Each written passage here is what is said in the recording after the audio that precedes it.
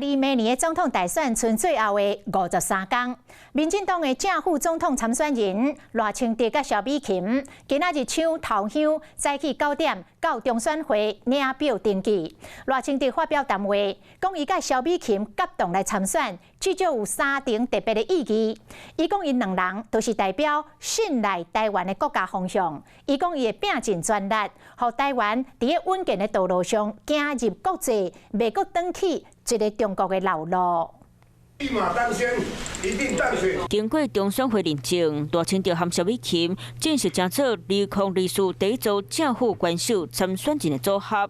赖清德前一天宣布副手，头一个行程就是登记参选。赖清德当选，萧美琴当选。我们两个会竭尽所能，让台湾持续在稳健的路上走入国际，迎向未来。不走回一中的老路。赖清德穿蓝色的西装，甲球色的内裤带；萧美琴是穿黑衫，倒搭米白色的西装绣花。两个人身躯顶嘛拢甲成徽章，顶面印狗仔和鸟仔的图，是萧美琴代表鸟派，和赖清德的狗派代表大团结。会紧张吗？当然会紧张，压力很大。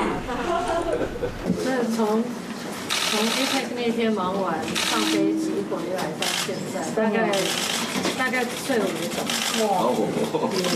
敢若惊休困的时间会变更较少。萧美琴头一场造势活动，选伫26号登去花莲，和赖清德同齐出席花莲经总成立大会。未来仍然卖分开邮票。假使讲赖清德走西部行程，萧美琴就伫咧活动。若赖清德若是亲入南台湾，萧美琴就负责北部的所在。选举剩50多天的时间，大家嘛开始面前拼战。台湾请台湾新的团队已经整队完成，蓄势待发，我们胜利可期，大家加油！登记后，为安的部分会交予国安特勤接手，55位特勤人员进驻机场冒真侪位女性特勤，负责保护萧美琴的人身安全。等若被人手也未决定好势，赖清德萧美琴抢头期登记，嘛要来甲大家讲已经准备好啊。Hello， 我是雷亚，想要抢了先掌握最及时的新闻资讯吗？赶快订阅、按赞、开启小铃铛，锁定华视新闻 YouTube 频道。